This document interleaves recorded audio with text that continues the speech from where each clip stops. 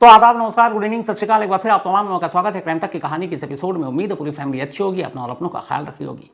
आज की कहानी की शुरुआत करूं उससे पहले एक तस्वीर आपको दिखाना चाहता हूं। ये तस्वीर पूरी दुनिया ने देखी। ये उस वक्त की तस्वीर है जब अफगानिस्तान में पावर शिफ्ट हुआ था, यानी कि तालिबान ने कब्जा किया काबुल पर, तालिबानी हुकूमत आई, तालिबान की सरकार बनी और उसके बाद अमेरिका ने अपने ट्रूप्स को वापस बुलाने का पहले ऐलान कर दिया था। तो जो भी अमेरिका के बाकी बचे हुए ट्रूप्स थे, फौज के लोग, अमेरिकी सेना के लोग, उन्हें वापस अफगानिस्तान से निकालकर अमेरिका ले जाया जा रहा था। और तब C-17 इस यूएस के आर्मी का प्लेन, उसका इस्तेमाल किया गया था। काबुल के रनवे पर जब ये प्लेन उड़ान भरने के लिए तैयार था, तब बहुत सारे अफगानी सिटीजन तालिबान से अपनी जान बचाने के लिए एयरपोर्ट के अंदर कूद गए थे। रनवे तक दौड़े, कुछ प्लेन पर ही चढ़ गए, बाहर में प्लेन ने टेक ऑफ किया, कुछ ऊपर से गिरे। तो बड़ी दर्दनाक तस्वीर थी। अब ये प्लेन और ये तस्वीर मैं आपको क्यों दिखा रहा हूँ, ये आगे आप समझ जाएंगे, लेकिन अब दूसरी तस्वीर दिखाऊं उससे पहले 1 साल पुरानी एक बात है। ये बात है अमेरिका के जॉर्जिया के एक स्टूडेंट्स की। एक स्टूडेंट जिसका नाम था लेकिन रिले। लेकिन रिले एक जॉर्जिया की रहने वाली यूएस की कॉलेज में पढ़ाई कर रही थी। 22 फरवरी 2024 को वो कॉलेज में ही जॉगिंग कर रही थी, कॉलेज कैंपस में। और उसी दौरान एक वेनेजुएला का एक सिटीजन वहाँ पहुँचता है और लेकिन रिले को मार देता है। लेकिन रिले कॉलेज कैंपस के अंदर जॉगिंग करते हुए उसका कत्ल हुआ। इसको लेकर अमेरिका में बड़ा हंगामा हुआ, मीडिया ने इस खबर को बहुत दिखाया। और फिर पता चला कि जो कातिल था वेनेजुएला कंट्री का, वो इलीगल तरीके से अमेरिका में रह रहा था। उस वक्त इसको लेकर बहुत सारी बातें हुई। 22 फरवरी 2024 की ये बात है। धीरे धीरे वक्त बीता। अब अमेरिका में प्रेसिडेंट के चुनाव की बारी थी, जोरों शोर से कैंपेन चल रहा था। और तभी डोनाल्ड ट्रंप ने एक ऐलान किया। उन्होंने कहा कि अगर वो पावर में आते हैं, अगर वो दूसरी बार अमेरिका के प्रेसिडेंट बनते हैं, तो अमेरिका में जो इलीगल तरीके से रह रहे दूसरे देशों के लोग हैं, उन्हें वो बाहर निकालेंगे। डोनाल्ड ट्रंप ने इस बारे में कहा था कि उनकी नज़र में जो बाहर के लोग यहाँ आकर इलीगल तरीके से बिना डॉक्यूमेंट्स के या वीज़ा एक्सपायर होने के बाद भी रह रहे हैं, या स्टूडेंट वीज़ा पर गए, उनकी पढ़ाई ख़त्म हो गई, फिर छुप कर रह रहे हैं, इस तरह के क्राइम कर रहे हैं, उनकी नज़र में ये लोग एक क्रिमिनल हैं और ऐसे क्रिमिनल से अमेरिका सख्ती से निपटेगा। ये बात उन्होंने कही। उसके बाद चुनाव हुआ, ट्रंप चुनाव जीत गए। ट्रंप जब चुनाव जीत गए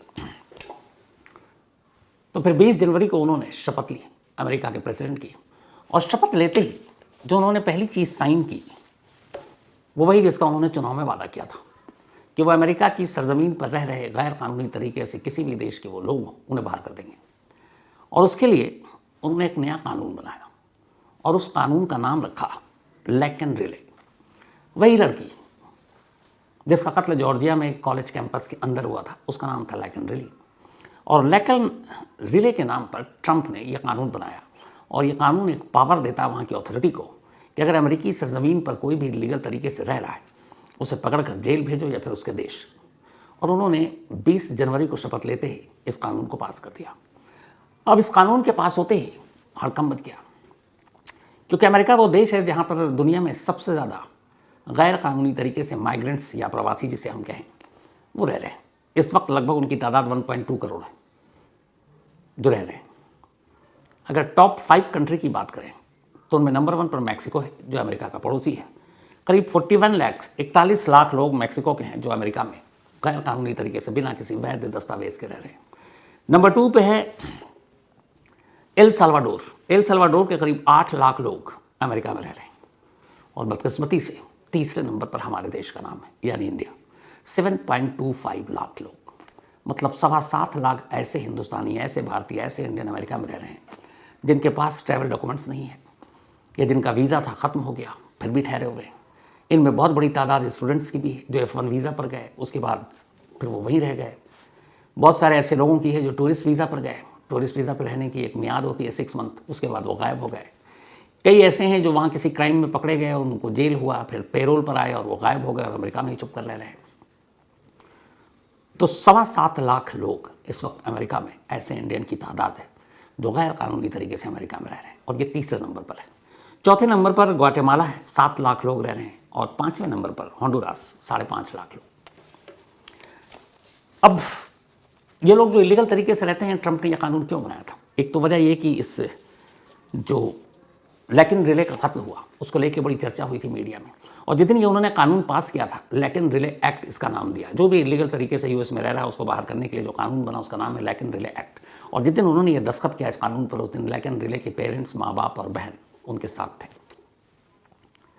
अब ये अथॉरिटी मिली और पहला फरमान कि इन तमाम लोगों को बाहर करो। 1 करोड़ से ज़्यादा लोग हैं, लेकिन अब उन्हें चुनना है कौन कौन। तो पहली खेप में जो चुने गए उनमें से करीब 18,000 इंडियन है, 18,000। अब 18,000 इंडियन को चुना गया, उनकी लिस्ट बनाई गई है, उनके नाम सब कुछ है। अब इन लोगों को एक एक कर भारत भेजना है।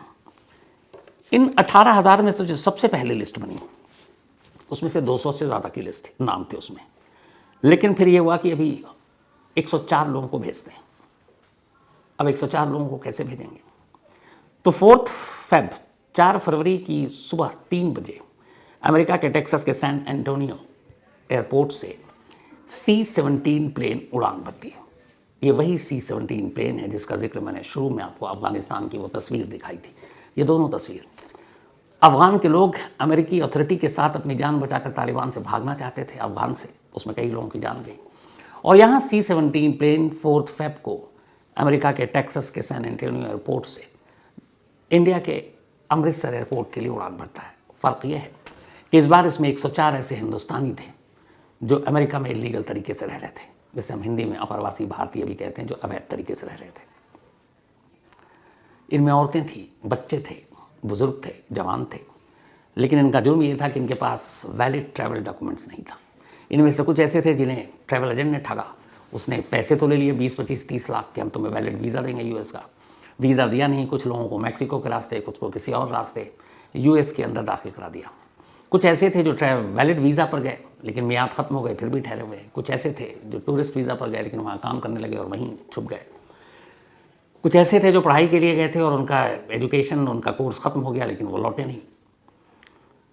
तो इन तमाम लोगों को, 104 लोगों को वहाँ से पहली खेप में ये हुआ, जो 7.25 लाख लोग इंडियन जिनको अभी कहा गया है कि यूएस में रह रहे हैं, उनमें से पहली लिस्ट 18,000 इंडियन की बनी है। और उनमें से पहली खेप 104 इंडियन की, जो 5 फरवरी यानी कल की दोपहर करीब 2 बजे अमृतसर एयरपोर्ट पर C-17 प्लेन ये लैंड करता है और ये सारे उतरते हैं इंडियन। ये तस्वीरें पूरे देश में इस वक्त वायरल हैं। अब होता यह है कि आमतौर पर जब कोई देश किसी से अपने नागरिकों को या दूसरे नागरिक जो इलीगल तरीके से रहते हैं या डिपोर्ट करते हैं, तो उसका तरीका यह है कि आप कमर्शियल फ्लाइट से उसको भेजते हैं और वो पहुंच जाता है। लेकिन चूंकि ट्रम्प ने कहा कि ये लोग जो गैर कानूनी तरीके से रह रहे हैं ये किसी क्रिमिनल से कम नहीं है, तो जिसको लेके सबसे ज़्यादा तकलीफ और सबसे ज़्यादा इस वक्त बातें हो रही हैं वो ये कि C-17 प्लेन में जब इन 104 हिंदुस्तानियों को बिठाया गया, औरतों और बच्चों को छोड़कर बाकी जितने मर्द थे या नौजवान थे, उन सभी के हाथों में हथकड़ियाँ थी और पैरों में बेड़ियाँ थी। अमेरिका से अमृतसर तक का सफ़र, बीच में एक जगह रुका रिफ्यूलिंग के लिए, करीब करीब 30 घंटे से ज़्यादा की जर्नी। और इस सफ़र के दौरान हाथों में हथकड़ियाँ और पैरों में बेड़ियाँ, और उनके साथ अमेरिका अमृतसर लाता है और उनको नीचे उतारता है। इस पूरे C-17 प्लेन में सिर्फ एक टॉयलेट। आप अंदाज़ा लगाइए 30 घंटे से ज़्यादा का सफ़र अमेरिका से भारत तक का, एक टॉयलेट, हथकड़ी और बेड़ियाँ, और यहाँ पहुँचे। जब वो उतरे यहाँ तो उन्होंने अपनी अपनी कहानी सुनाई कि कैसे किस तरीके से, जैसे उनके साथ एक तरह से जानवरों जैसा सलूक हुआ। खैर यहाँ उतरे, उसके बाद जो इसमें से जो लोग थे अलग अलग, कुछ पंजाब के थे, कुछ गुजरात के थे, कुछ यूपी के थे। तो जो पंजाब के लोग थे उन्हें पंजाब की सरकार ने गाड़ियों में बिठाकर उनके गांव छोड़ दिया। जो गुजरात के थे उनको दूसरी फ्लाइट से गुजरात भेजा गया। हरियाणा के भी लोग थे, हरियाणा और गुजरात से कुल 33 लोग थे, 33। पंजाब के कुल 30 थे, महाराष्ट्र के 3, उत्तर प्रदेश और चंडीगढ़ के 2 लोग थे इन 104 लोगों में। तो इन सभी को इनके अपने अपने घरों पर भेज दिया गया। अब बहुत सारे लोगों ने ये सवाल पूछा कि क्या सिर्फ भेजने से ये काम हो गया या इनके ऊपर कुछ अब मुकदमा भी चलेगा? तो मुकदमा इनके ऊपर कुछ चलेगा नहीं और कोई कार्रवाई इनके खिलाफ होगी नहीं। उसकी वजह यह है कि अगर इनका जुर्म भी है कि इलीगल तरीके से रह रहे थे, तो वो अमेरिका की सरजमीन पर इन्होंने जुर्म किया और अमेरिका ने उनको अपने देश से निकाल दिया। तो अब यहाँ इंडिया में इनके ऊपर कोई मुकदमा चलेगा नहीं। दूसरा, इनमें से ज़्यादातर की कहानी यही है कि ट्रैवल एजेंट ने इन्हें लूटा। कुछ लोग ये थे कि वैलिड वीज़ा और ट्रैवल डॉक्यूमेंट्स के साथ गए, तो फिर तो यहाँ से ठीक गए, पर वो एक्सपायर हो गया, फिर भी रह रहे हैं। 6 महीना टूरिस्ट वीज़ा पर रह सकते हैं आप, उसके बाद गायब हो गए। तो वैसे लोगों के खिलाफ इंडिया में इनको पकड़ कर कोई मुकदमा चले और इनके खिलाफ कोई कार्रवाई ऐसा मुमकिन नहीं है। हाँ, ये हवाला के ज़रिए पैसे दिए या बाकी कुछ और चीज़ों में इन्वॉल्व हैं तो अलग बात है, लेकिन फ़िलहाल एक तो जिस तरीके से उनको भेजा गया वो वैसे ही उसका जिक्र हो रहा है, तो अब इनके खिलाफ कुछ मुकदमा नहीं चलेगा। और ये जो 104 लोग हैं इन सभी की कहानी है, इनमें से कुछ वो हैं जो वाकई इलीगल तरीके से, गैर कानूनी तरीके से अमेरिकी सरजमीन के अंदर दाखिल हुए थे। और इन सब की कहानी ये है कि इन्हें ट्रैवल एजेंट ने बेवकूफ़ बनाया, 20-30 लाख रुपए लिए, फिर कहा हम यहाँ से ले जाएंगे, उसके बाद किसी को कहीं और ले गए, फिर वहाँ से पानी के रास्ते किसी और रास्ते चोरी छुपे अमेरिका के अंदर ले जाकर छोड़ दिया, और वो जिसके बलबूते पर गए थे फिर वो वहाँ रहने लगे। तो सबकी कहानी एक जैसी थी। अब 18,000 लोगों में से 104 लोग आ चुके हैं, अब बाकी सबको आना है।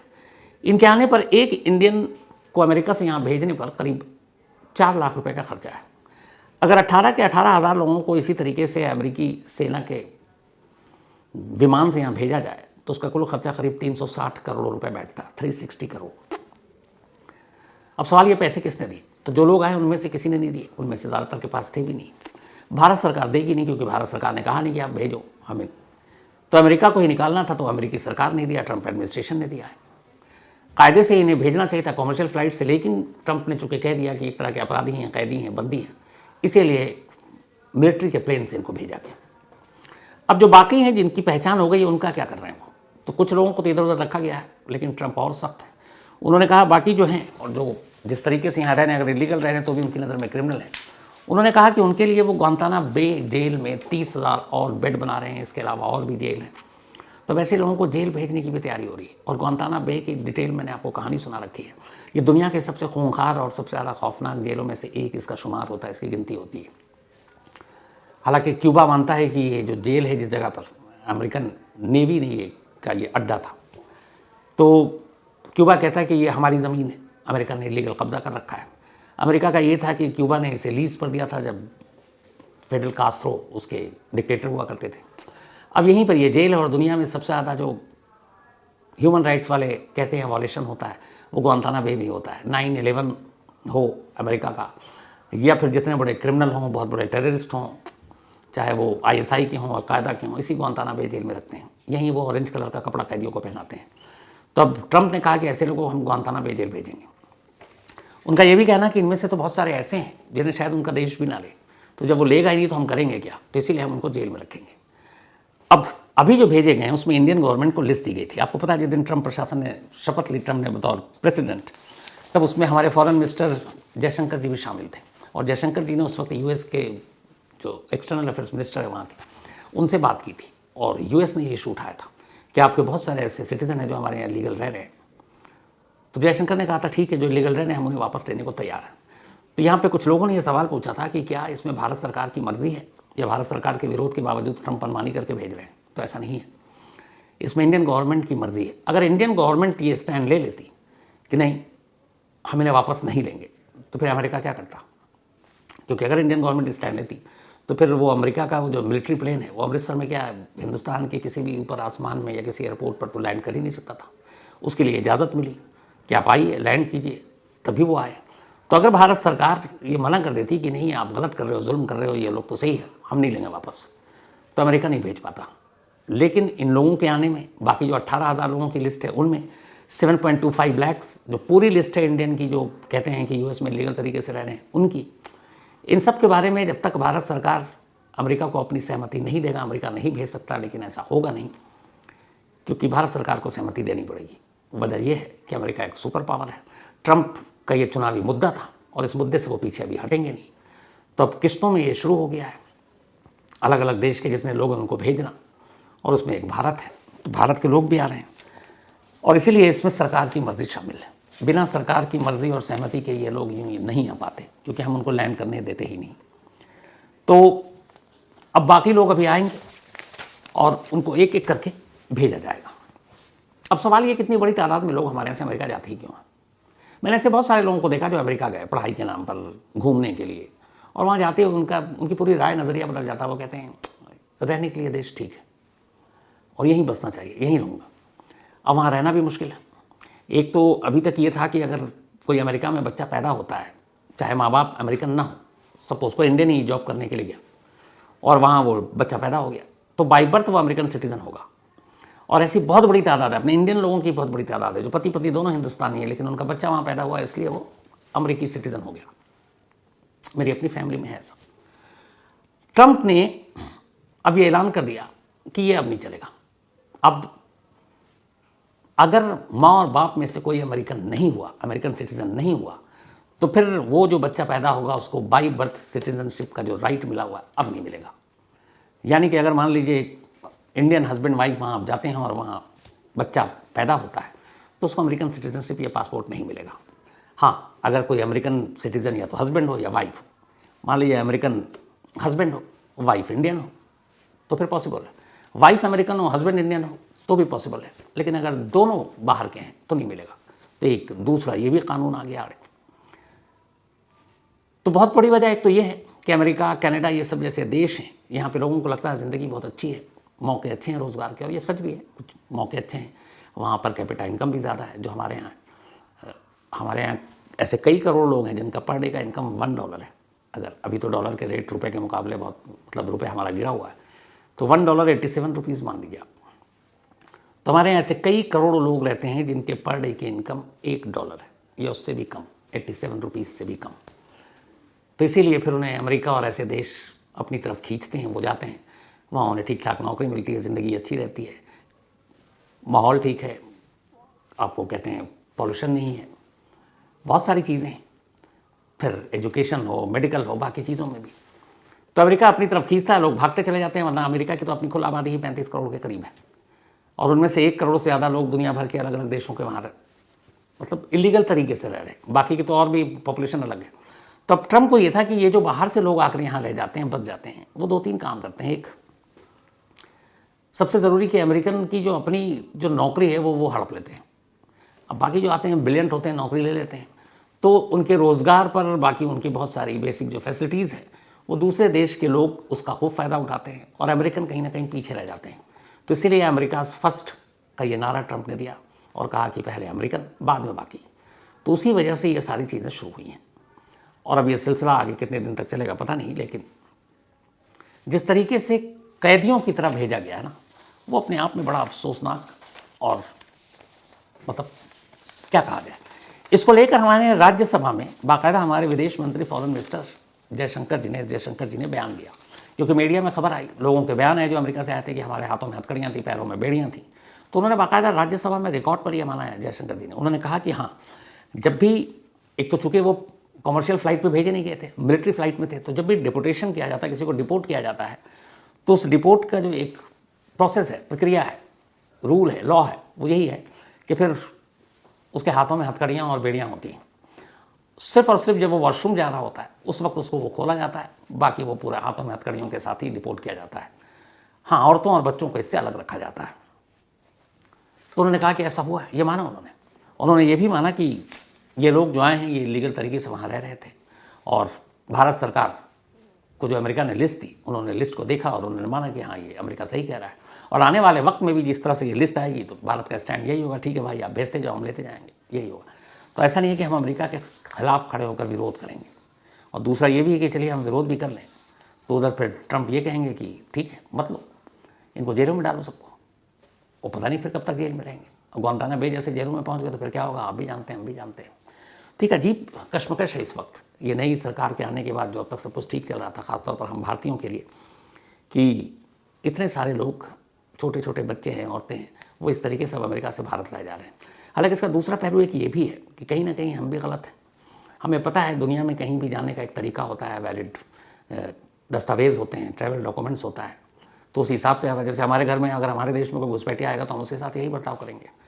तो उसमें महिलाओं, बच्चों को भी दाव पर लगा देना और इस तरीके से जाना, जो डंकी के तरीके से, कबूतरबाजी जिसको कह लीजिए, ये सारे वर्ड यूज़ होते हैं जो इलीगल तरीके से जाते हैं दूसरे देशों में। और कितने लोग तो इस प्रोसेस में मारे गए, उनको टैंकर में और किस किस में भर कर भेजा जाता है, भेड़ गाय की तरह, भेड़ बकरियों की तरह भेज कर जाने ली गई हैं। तो ये हमें भी सोचना चाहिए कि ठीक है, अच्छी ज़िंदगी जीने का ख्वाब हर एक को होना चाहिए, लेकिन ज़िंदगी को दाव पर लगाकर कौन सी अच्छी ज़िंदगी आप खरीदने जा रहे हो। तो कहीं ना कहीं हम भी इसके लिए गुनहगार हैं। लेकिन ये है कि कुछ चीज़ें ऐसी हो, वहाँ के कई कोर्ट में भी ये मामला गया है, और ये भी हो सकता है कि शायद बाकी देश दबाव डालें तो थोड़ा सा ट्रंप नर्म पड़े, लेकिन क्या होगा पता नहीं। फ़िलहाल तो लिस्ट है 7.25 लाख लोग हमारी टीम के, मतलब हमारे देश के हैं। 18,000 की लिस्ट बन चुकी है, बाकी और देश हैं। क्या होता है पता नहीं, लेकिन जो हो अच्छा हो, यही दुआ है। तो इसी के साथ कहानी में आज इतना ही, लेकिन कहानी ख़त्म करूँ उससे पहले वही अपना सिलसिला। सानवी का पहला बर्थडे है। हैप्पी बर्थडे सानवी, आप हमेशा अच्छी रहो, खुश रहो, सेहतमंद रहो, यही दुआ है। और सानवी असल में हमारे संकल्प भाई की बिटिया हैं। संकल्प श्रीवास्तव हमारी ब्लैक एंड वाइट की टीम, उसमें बड़े ही सीधे सज्जन इंसान और टैलेंटेड भी हैं, और इन्होंने मुझे मिठाई भी खिलाई। तो हैप्पी बर्थडे सानवी। एंड संकल्प भाई आपको बहुत बहुत बधाई, भाभी जी को भी। एंड देवव्रत द्विवेदी, इनका भी बर्थडे है, तो हैप्पी बर्थडे देवव्रत जी। और ये इनकी वाइफ प्रतिमा पांडे जी ने भेजा, और इत्तेफाक से देवव्रत और प्रतिमा पांडे इन दोनों की मैरिज एनिवर्सरी भी एक ही दिन आती है, यानी देवव्रत जी का बर्थडे और इन दोनों की एनिवर्सरी। तो डबल डबल बधाई, डबल धमाका। Devvrat ji happy birthday and Pratima ji and Devvrat ji happy anniversary. साथ ही कविता वर्मा, इनका भी आज बर्थडे है, तो हैप्पी बर्थडे कविता। और ये भेजा है श्रीनिवास बिश्नोई ने। अंजलि, इनका भी जन्मदिन, तो हैप्पी बर्थडे अंजलि, भेजा सुरेंद्र पाल ने है। साथ ही प्रीति एंड अभय तिवारी, इन दोनों की एनिवर्सरी है, तो प्रीति जी एंड अभय जी आप दोनों को बहुत बहुत बधाई। दीपक कुमार ने भेजा है। सलोनी पाटिल एंड उत्तम पाटिल, इन दोनों की भी एनिवर्सरी है, तो सलोनी जी और उत्तम जी आपको भी बहुत बहुत बधाई। इसके अलावा पूजा कंवर एंड गणपत सिंह, इन दोनों की भी एनिवर्सरी है, तो पूजा जी एंड गणपत जी आपको भी बहुत बधाई। वैष्णवी कोक, thank you so much. And Sanatan, बल्कि सॉरी शांतनु, इन्होंने ये आज की स्टोरी, बहुत सारे लोगों ने कहा था, उनमें से एक ये भी थे। तो कहानी में आज इतना ही। अब आपसे मुलाकात होगी कल रात 9 बजे किसी नई कहानी के साथ। तब तक अपना और अपनों का ख्याल रखिएगा। Thank you very much.